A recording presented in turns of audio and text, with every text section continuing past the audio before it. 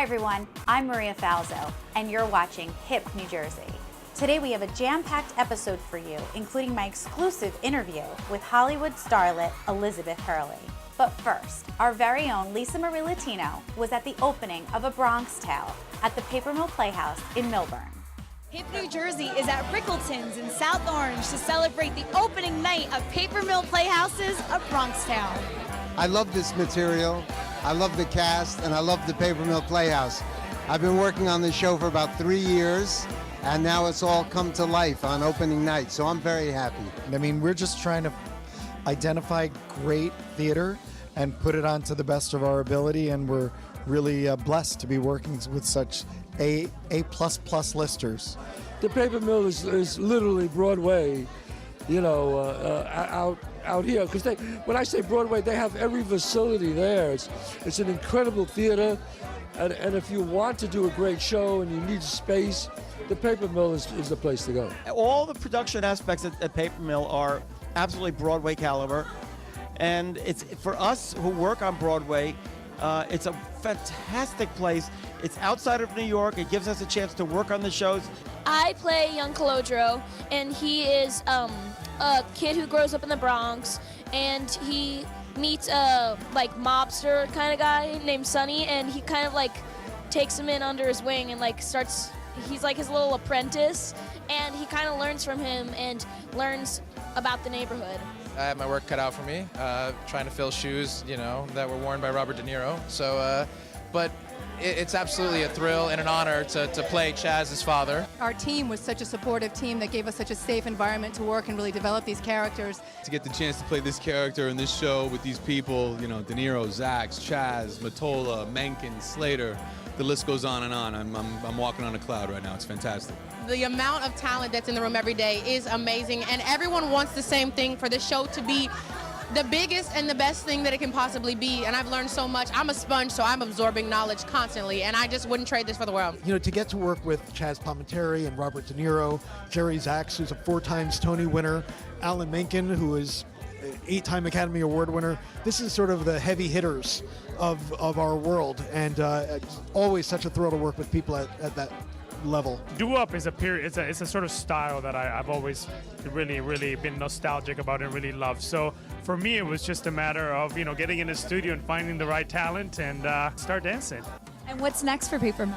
We have a new production of Pump Boys and Dinettes coming up, and then we finish our season with West Side Story. I would love to know how you're going to top Robert De Niro next year. We'll announce our next season actually on the 19th of February, so you'll have to wait and see. Oh, so you already know the answer to that. Oh yeah, we have some very exciting projects coming up. Very exciting. The Newark Public Library has an amazing art exhibit that illustrates the history of African American migration to Newark. Hip New Jersey's Armand Piccinello spoke with one of the contributors, artist Andrea Cassar. We Found Our Way, Newark Portraits from the Great Migration, celebrates the men and women who migrated to Newark from the South between 1910 and 1970.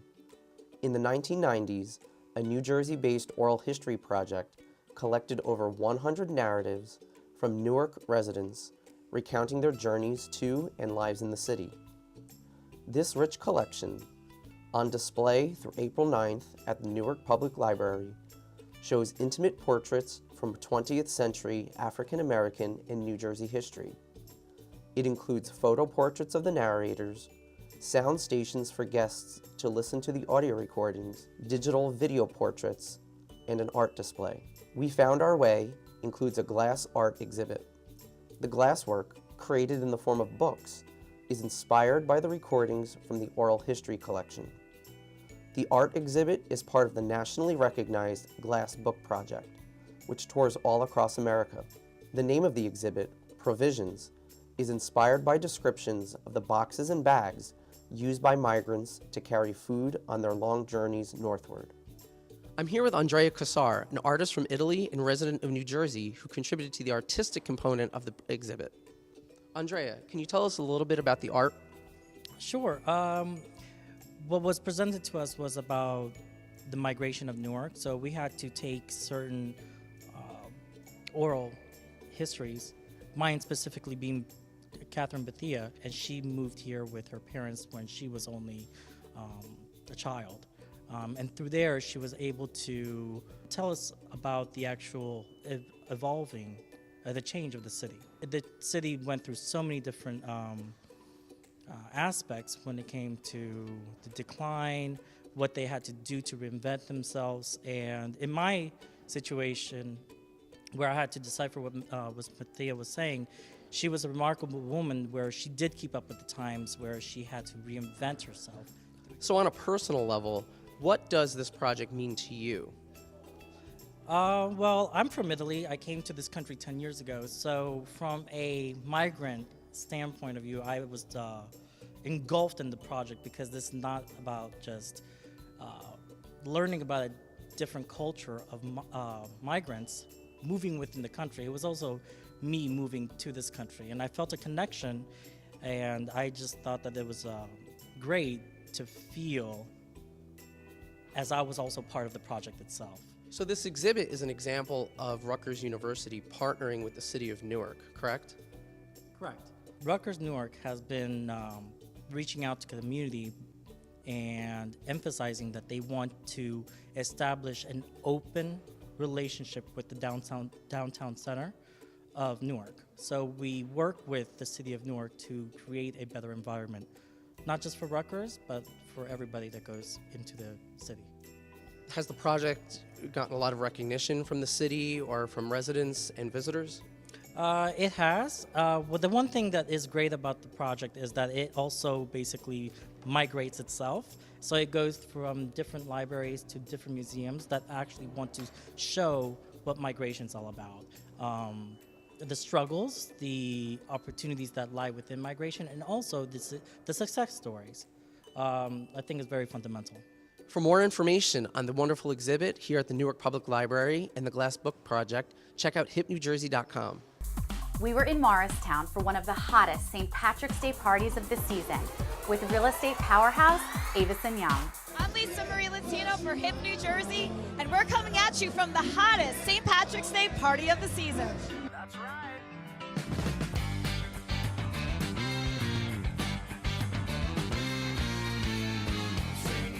The parties are really fun. I love Joe Bazzone's music.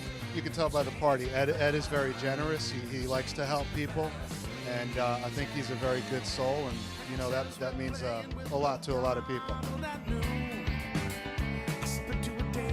Well, this party I've been playing since Ed started throwing it in the 1960s.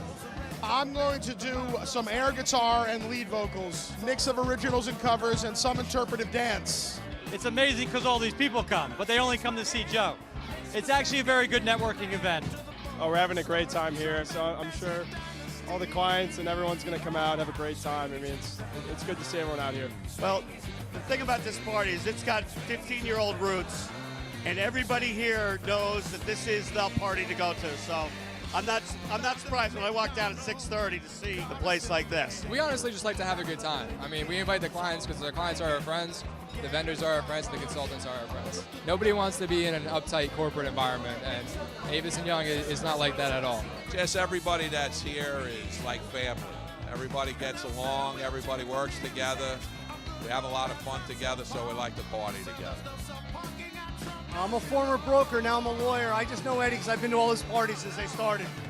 You keep coming back because they're amazing. Somehow they haven't taken me off the email list yet. I have nothing to say but wonderful things about Ed.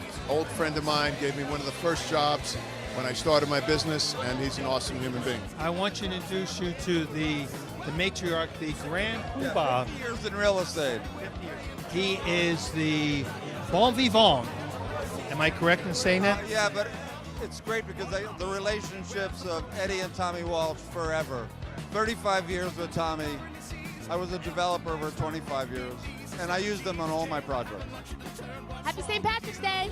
If you're on the hunt for a hip NJ place to eat, Dough Artisan Pizzeria in Caldwell may be the hidden gem you've been searching for. Our Peter Falzo has more.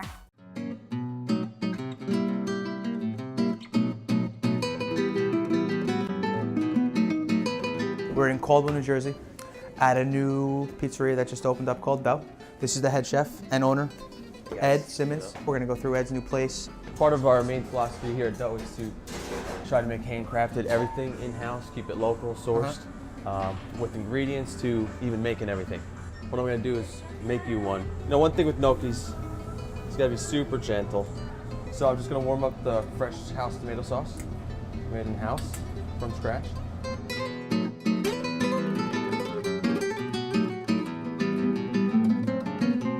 You finished up your ricotta gnocchi, which looks unbelievable. I love the fact that it's not drowned in the sauce. They're excellent. Not too sweet. So this is the farm pie special. This pie is like air. It's not your dense, thick, heavy pizza crust where you can't even eat the crust because it's so heavy. One other thing I like that you do is the creativity of the pies. I feel I do separate myself with the passion and creativity and the ingredients and the freshness of the ingredients. So what made you choose this area? Caldwell's a great town. Lots of families, like you said. The town of Caldwell has great plans for downtown. I have a good feeling it's going to be the next Montclair. Don't let them take this away because I'm not done. But I want to take a walk with you. Let's take a walk outside.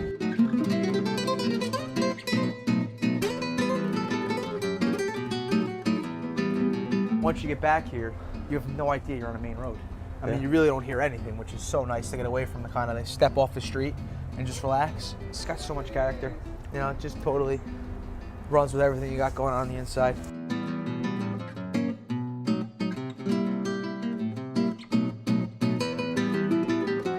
It's nice to see you. Thanks for letting us come in. Finally, I was with the beautiful Elizabeth Hurley at Bloomingdale's Short Hills in support of the Estee Lauder Company's breast cancer awareness campaign. The sad fact is that every 2 minutes, a woman in the United States is still diagnosed with breast cancer.